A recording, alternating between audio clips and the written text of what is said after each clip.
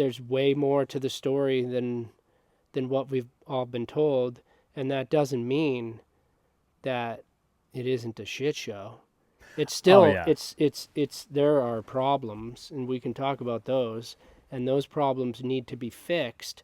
But what's happening in the media is they're blaming the problems on the people that are climbing Mount Everest, Mm-hmm.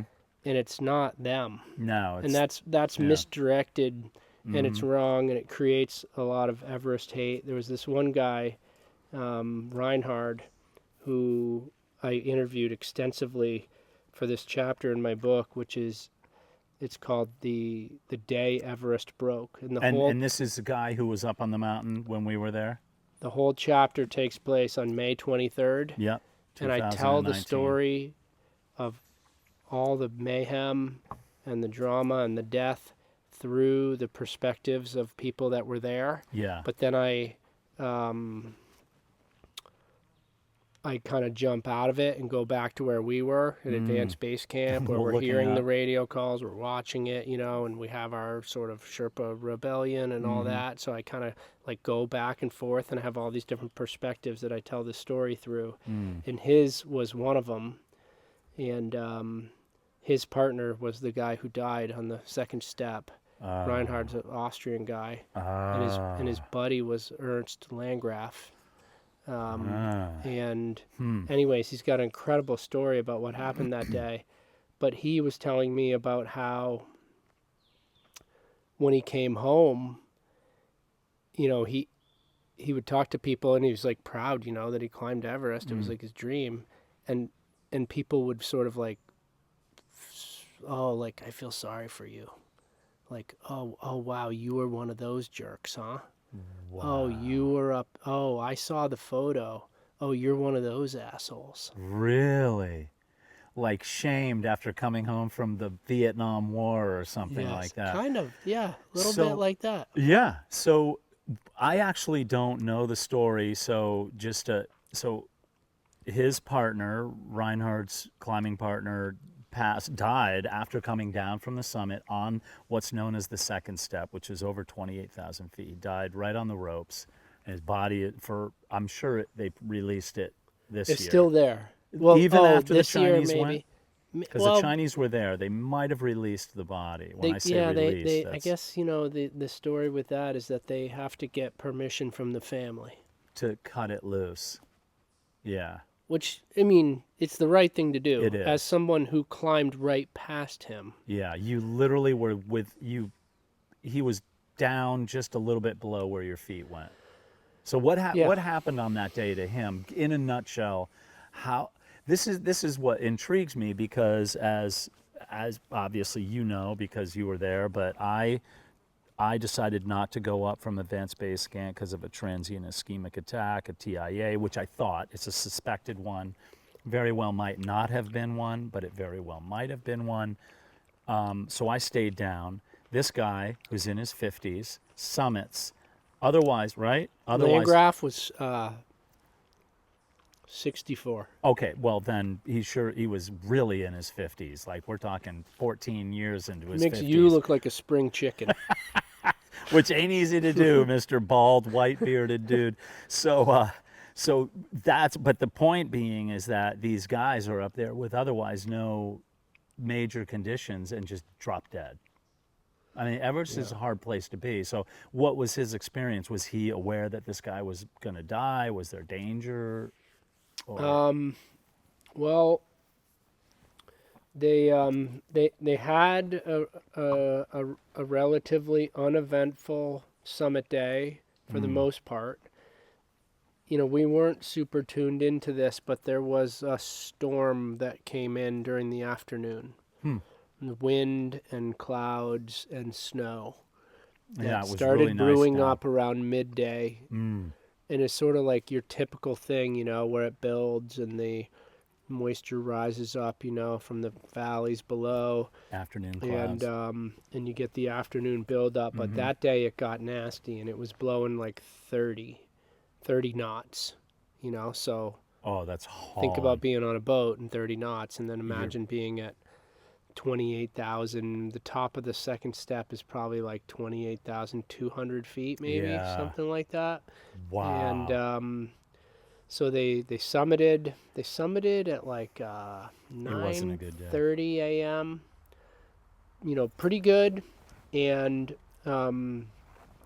they were climbing with their outfitter was a guy named Kerry Kobler, Yeah. who you right. know, who's like this really like experienced, Everest veteran. Mm-hmm. And he came on the radio and he said, "Okay, guys, like this storm's coming. Mm-hmm. Like you got to get down. Like you got to haul ass and you got to get down." And Yeah. they started cranking down. They got to the second step, and there was a traffic jam. And what time is it by now? Probably like midday. Okay, so there's So still it's a lot of midday. daylight left. But So bad you're conditions. at the second step. You're doing okay. And Reinhard, and then what happened like with the clouds and everything was it started rhyming. And, so like literally collecting on something their we clothes. get on like on Mount Washington where like the ice just forms, right? Because it's like moisture in the air that turns to ice on any surface, that moves through it. Oh, So my it was like gosh. icing. Reinhardt's goggles had fogged up during the night. Again, classic thing. It's almost impossible to avoid with your oxygen mask because the air comes out of the top of it and it goes right up into your goggles. So his goggles froze. The moist air from his breath went up inside his goggles and then just coated the inside with ice. Those were done. Then he had these backup things that were like these Adidas sport glasses. They're like the things that people wear like for biking. Yeah. And they were just rhyming, but it was like super bright, even though there were clouds and everything, because the UV and everything up there. You can go snowblind super easily. Oh, So he's like wiping them off, and he's there waiting, and he's like, "What's going on? Like, why is this taking so long? Like, I'm not actually moving." He said there was like about 10 people in front of him. Just sitting there, not There was moving. a Chinese woman. This is one of my best stories from the book.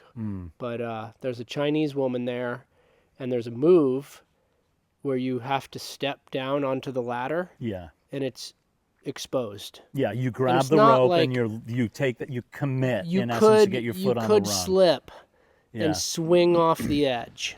So anyone who's ever done a rappel, like transitioning from the anchor to the rope sometimes. Like, for example, if the master point on the anchor is below where you are, Oh, yeah. it can be awkward to get established with your rappel. So it's kind of like that, Right. but there's sort of a vector there too. So you could swing if you screwed it up, but you're on Mount Everest. This is what you signed up for. And there's a ladder.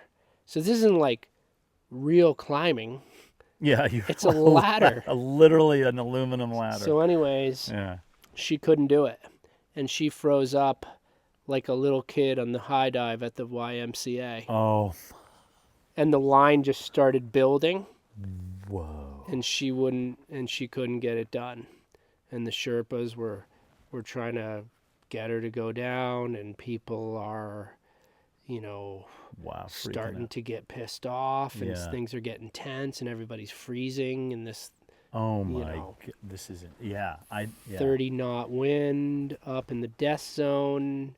It started getting ugly. People were yelling. Reinhard told me that he was like, "Fuck it, that's it. I'm chucking her off." Really, that's amazing. After an hour. I mean, in down here, An in hour, 80-degree weather, An sitting hour. on a lawn, an hour is nothing. But up there, when every minute you feel your body dying and freezing, 1 hour is a long time not to go anywhere. Long time. And he was literally said he was going to chuck her off.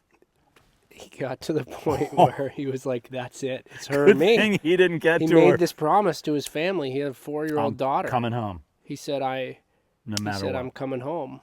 Yeah, And that's and then he thought to himself, "This is just like 1996. We're all gonna die." yeah. And at the point where he was like, "That's it. Yeah. I'm done with this," she did it. Yeah. And she went down the ladder. It took him another half an hour to get to the front of the line. He went down.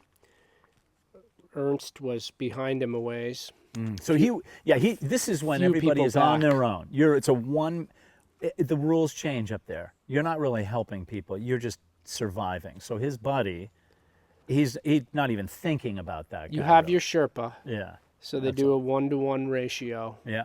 nowadays. Every single Which is- outfitter which on is Everest. So right, every yeah. single person, every client, which is what we were, has a Sherpa that is their personal guide. Yeah.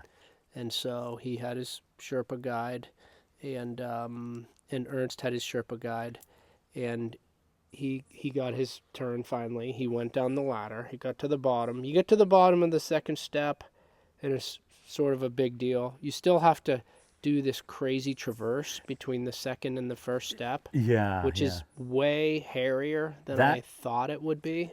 Can I just jump in real quick? When I would fall asleep at night, the entire expedition, the one thing that I always have like one little thing will haunt me, like maybe falling into a crevasse through your tent when you're asleep at night and it just gapes open and you just go in and nobody knows, was that section before the second step, because you're traversing on basically a very, very steep wall. Might as well be a vertical wall with about a foot width to step on, like foot over foot, like sometimes even front pointing into the wall. That was the one that I was like, if we get stuck in there, we're screwed. That's why I had no problem waiting. None. It was driving you crazy. I'm like, no problem. When we're all alone up there, it's gonna make life be much more guaranteed. But that said, so I wouldn't want to be in a big crowd there for yeah, sure. that must have been terrifying. But still, you're below the second step. Yeah. So you're below the crux of the route. So Yeah. you're, it's significant when you get down below that. And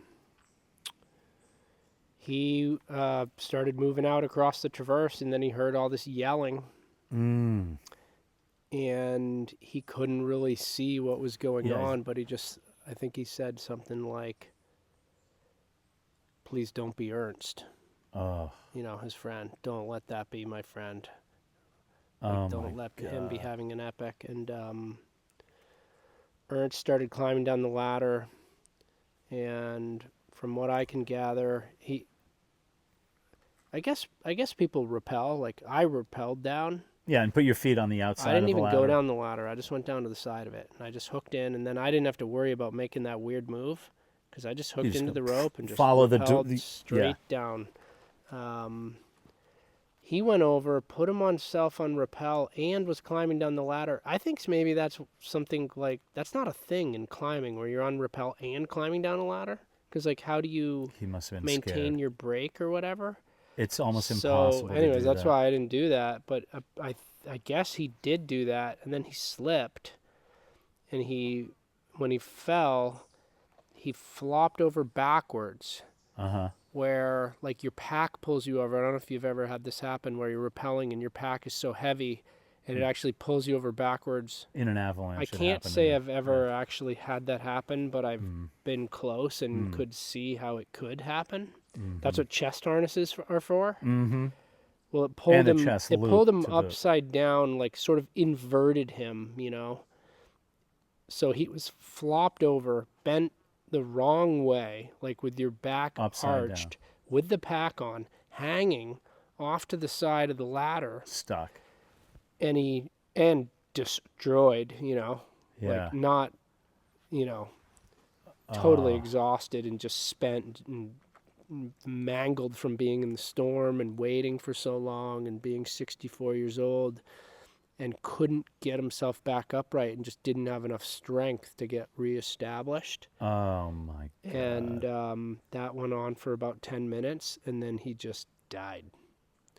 And he was on rappel, and so the whole time that he was flopping around, everybody had to wait. He was maintaining his brake on the rappel, and then when he died, he lost that, so then he dropped down. Down the wall.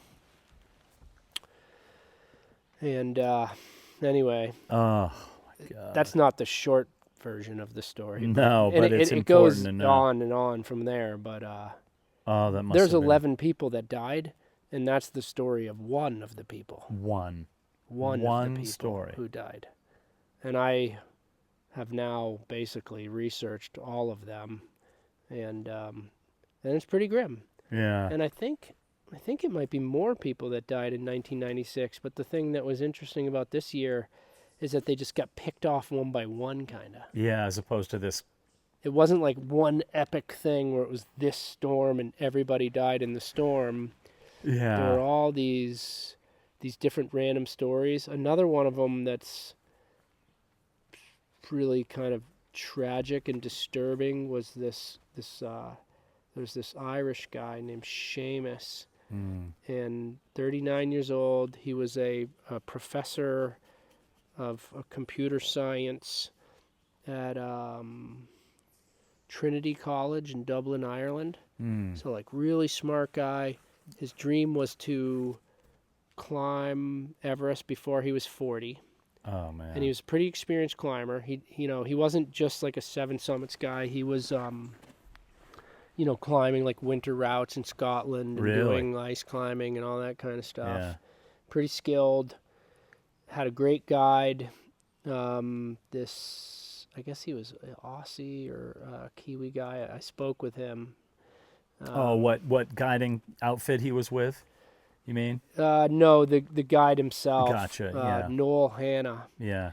And Noel sized it up, and he's like, "There's a lot of people, and we know there's going to be crowds, and it could be a bad scene. So I'm gonna get a jump on things. We're gonna acclimatize early."